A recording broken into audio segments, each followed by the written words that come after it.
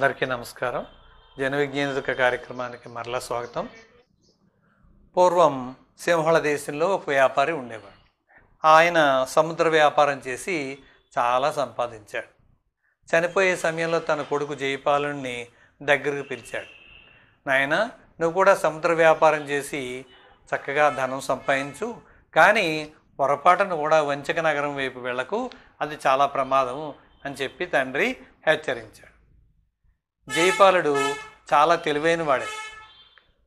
అయితే తండ్రి వంచక నగరానికి ఎందుకు వెళ్ళొద్దన్నాడు అని ఆలోచించి ఒక్కసారి అక్కడ వింత ఏమిటో చూద్దాము అనుకుని తన 3 నౌకలతోటి వంచక నగరం వైపు వెళ్ళాడు. ఆ తీరానికి వెళ్ళేటప్పటికి ఒక నీటి కొంగ కనిపించింది. తన బాణంతో ఆ కొంగని జయపాలుడు కొట్టి చంపాడు. వెంటనే అక్కడ చేపలు పట్టుకుంటున్న ఒకడు వచ్చి, అన్యాయంగా నా తండ్రిని చంపేశావు, నువ్వు వెంటనే నాకు పరిహారం ఇయ్యి, లేకపోతే రాజుగారికి నీ మీద ఫిర్యాదు చేస్తాను అన్నాడు. ఆ కొంగ ఏమిటి, నీ తండ్రి ఏంటని జయపాలుడు ప్రశ్నించినప్పుడు, అది పూర్వజన్మలో నా తండ్రి ఈ జన్మలో కొంగగా పుట్టి నాకు చేపలు పట్టడంలో సహాయం చేస్తున్నాడు, అందుకని నువ్వు నా తండ్రిని చంపేశావు, అందుకని నేను ఇప్పుడు రాజుగారి దగ్గరికి వెళ్తున్నానని చెప్పేసి అన్నా. నువ్వు ఎక్కడికి వెళ్తావు, ఎక్కడ ఫిర్యాదు చేసుకుంటావు, చేసుకో పో అని జయపాలుడు అన్నాడు. వాడు వెళ్ళిపోయాడు మారు మాట్లాడకుండా. అలా నగరంలోకి ప్రవేశించిన తర్వాత ఒక స్త్రీ ఎదురైంది. బాబు, చాలా నాళ్ళ క్రితం మీ నాన్నగారు నన్ను వివాహం చేసుకున్నారు, 16 ఏళ్ళు అయింది ఇప్పటికీ, కానీ ఇప్పటికీ మళ్ళీ వచ్చి నన్ను తీసుకువెళ్ళలేదు. నాకు 10,000 రూపాయలు పరిహారం ఇస్తా అన్నారు, ఆ పరిహారం నువ్వు ఇస్తావా, లేకపోతే రాజుగారి దగ్గర ఫిర్యాదు చేయనా అన్నారు. నీకు ఒక్క దమ్మిడి కూడా ఇవ్వను, పో అని అనగానే ఆమె కూడా, అయితే నేను రాజుగారి దగ్గరే తేల్చుకుంటాను, మహారాజు దగ్గర ఫిర్యాదు చేస్తానని ఆమె విసవిస వెళ్ళిపోయింది. రేవు దగ్గరికి చేరాడు. మెల్లగా చేరిన తర్వాత అక్కడ ఒక క్షురకుడు వచ్చి, అయ్యా మీకు క్షవరం చేయమంటారా అని అడిగాడు. ఎంత తీసుకుంటాం అన్నప్పుడు, నన్ను సంతోషపెట్టండి చాలు అన్నాడు. సరే అని తన క్షవరం చేయించుకున్న తర్వాత ₹1 ఇవ్వబోతే పుచ్చుకోలేదు, 5 రూపాయలు ఇచ్చినా పుచ్చుకోలే, ఎంత ఇచ్చినా పుచ్చుకోను, వద్దు అంటూ ఆ క్షురకుడు అంటున్నప్పుడు, అయితే పో అన్న, నేను మహారాజుకి మనవి చేస్తానని అన్నప్పుడు, సరే నువ్వు ఎవరికి ఫిర్యాదు చేసుకుంటావో చేసుకో అని తను అక్కడే ఉండిపోయాడు. కొద్దిసేపటి తర్వాత ఈ చేపలు పట్టేవాడు మంగలి, తర్వాత ఆ స్త్రీ కూడా మహారాజు దగ్గరికి వెళ్ళి తమ ఫిర్యాదుల్ని వినిపించారు.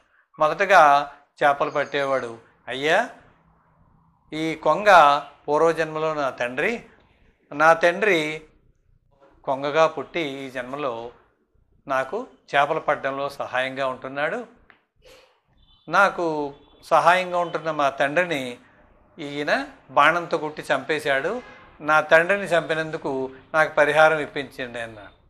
వెంటనే మహారాజు, అయితే నీకున్న 3 నౌకల్లో ఒక నౌకని ఈ చేపలు పట్టేవాడికి ఇచ్చేసేయి అని తీర్పు చెప్పాడు. రాజుగారితో, ఈ చేపలు పట్టేవాని తండ్రిని కొంగగా పుట్టాడు, ఆయన నేను చంపాను, ఇతని అభియోగం కదా, నా తండ్రి ఈ జన్మలో చేపగా పుట్టి నౌకని నడపడంలో నాకు సహాయపడుతున్నాడు, ఆ నౌకను నడుపుతున్న నాకు సహాయపడుతున్న మా తండ్రిని ఇతని తండ్రి కొంగగా వచ్చి మింగేశాడు, మరి నా తండ్రిని చంపిన ఈ కొంగని నేను అందుకే చంపాను, లేకపోతే మీ నగరం ఛాయలకు కూడా రాకపోయేవాడిని అని చెప్పేసి ఈ చేపలు పట్టేవాడి ఫిర్యాదుకి సమాధానంగా జయపాలుడు చెప్పాడు. తర్వాత ఆ స్త్రీ వంతు వచ్చింది. ఆ స్త్రీ వంతు వచ్చిన తర్వాత ఆమె, ఈయన తండ్రి నన్ను పెళ్లి చేసుకున్నారు, నన్ను వదిలేసి వెళ్ళిపోయారు, 10,000 రూపాయలు పరిహారం ఇస్తాన్నారు కానీ ఇవ్వలేదు, అందుచేత నాకు న్యాయం చేయండి అంది. అంటే అప్పుడు జయపాలుడు వెంటనే ఆలోచించాడు. చాలా తెలివైనవాడు కదా, వెంటనే ఒక ఆలోచన స్ఫురించింది.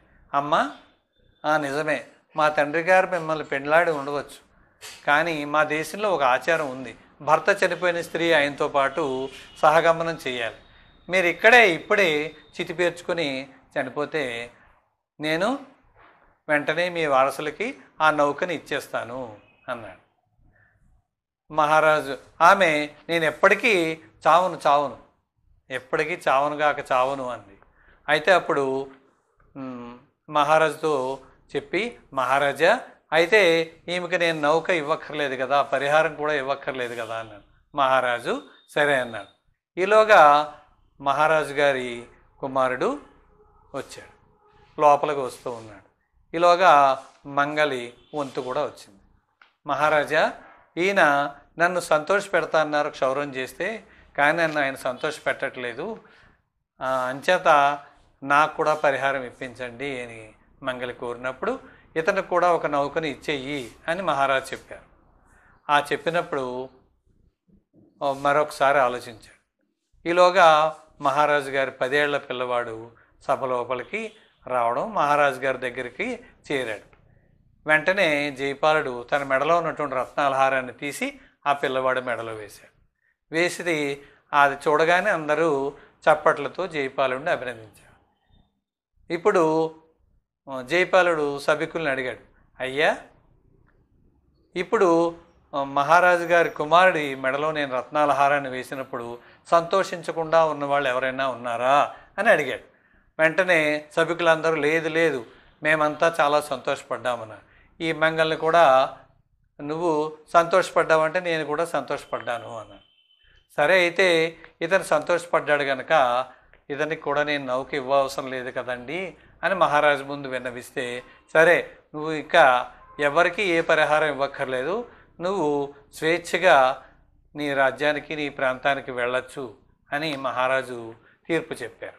ఆ విధంగా తన తెలివితేటలతోటి ఈ మోసాల నుంచి తప్పించుకుని జైపాలుడు తన నౌకలతో తిరిగి తన స్వస్థలానికి బయలుదేరాడు.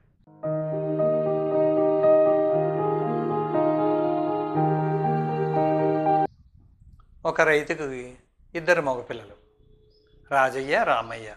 పెద్దవాడైన రాజయ్య స్వార్థపరుడు, మోసగాడు. చిన్నవాడైనటువంటి రామయ్య అమాయకుడు, నోట్లో నాలుక లేనివాడు, కానీ మంచి మనస్తత్వం ఉన్నవాడు. తండ్రి కొన్నాళ్ళు అలా గడిచిన తర్వాత వృద్ధాప్యంతో చనిపోతూ కొడుకులిద్దరిని దగ్గరికి పిలిచి, నాకున్న ఆస్తి ఇదిగో ఇస్తున్నాను, ఒక ఆవు, ఒక మామిడి చెట్టు, ఒక కమ్మలి మీకు ఇస్తున్నాను, వాటిని మీరు సమానంగా అనుభవించండి అని చెప్పి తండ్రి కన్నుమూశాడు. పెద్దవాడైన రాజయ్య స్వార్థపరుడు కదా, తమ్ముడిని పిలిచి, తమ్ముడు ఆవు మనకి ఉన్నది కదా, ఆవులో ముందు భాగాన్ని నువ్వు తీసుకో, వెనక భాగాన్ని నేను తీసుకుంటాను, ముందు భాగాన్ని నువ్వు సంరక్షించు, వెనక భాగాన్ని నేను సంరక్షిస్తాను అన్నాడు. తమ్ముడు సరే అన్నాడు. తమ్ముడు సరే అని తర్వాత మామిడి చెట్టు కింద భాగం నువ్వు తీసుకో, పై భాగం నేను తీసుకుంటాను అని అన్న చెప్పినప్పుడు సరే అన్నాడు తమ్ముడు. తర్వాత కంబళిని పగలంతా నువ్వు వాడుకో, రాత్రిపూట నాకు ఇచ్చేనే కప్పుకుంటాను అన్నాడు అన్న రాజయ్య. ఈ అన్న మోసం తెలియని రామయ్య నిజమనుకుని అన్న మాటలు నమ్మాడు. ప్రతిరోజు ఆవును చక్కగా శుభ్రం చేసి దాణా పెట్టి కుడితి పెట్టి ఎంతో చక్కగా సాకేవాడు. వెనక భాగం తీసుకున్నటువంటి అన్నగారు హాయిగా పాలు తీసుకుని సుష్టిగా తాగేవాడు, కానీ ఒక గ్లాస్ పాలు కూడా తమ్ముడికి ఏనాడు ఇవ్వాల. అలాగే మామిడి చెట్టు చుట్టూ పళ్ళెల్లా చేసి చక్కగా నీళ్లు పోసి చెట్టును ఎంతో ఆనందంగా సంరక్షించాడు తమ్ముడు. కానీ అన్న ఆ కాయలన్నీ కోసుకుని ఆనందంగా తనే తిన్నాడు తప్ప తమ్ముడి కోసం ఒక్క పండును కూడా ఏనాడు ఇవ్వలేదు. మరి కమ్మడిని పగలేం చేసుకుంటాడు తమ్ముడు, సాయంత్రం కాగానే అన్న హాయిగా దాన్ని కప్పుకునేవాడు. ఇలా రోజులు గడిచిపోతున్నాయి. ఈ అమాయకుడైనటువంటి రామయ్య అన్న మోసాన్ని గ్రహించక అలాగే కాలం గడుపుతూ ఉన్నాడు. కొన్నాళ్ళకి రామయ్యకి పెళ్ళయింది. రామయ్య భార్య చాలా తెలివైనది, నేర్పరితనం, సమయస్ఫూర్తి కలిగినది. భర్తకి జరుగుతున్నటువంటి అన్యాయాన్ని గ్రహించింది. భర్తని కాపాడుకోవాలి అన్నగారి మోసం నుంచి అని ఆలోచించి ఆ అమ్మాయి భర్తకి చిన్న చిన్న సలహాలు కొన్ని చెప్పింది. ఆ సలహాలు అనుసరించి మరుసటి రోజు ఉదయమే అన్నగారు పాలు తీయడానికి ఆవు దగ్గరికి వచ్చిన సందర్భంలో ఒక కర్ర తీసుకుని ఆవు ముట్టి మీద కొట్టడం మొదలుపెట్టాడు తమ్ముడు.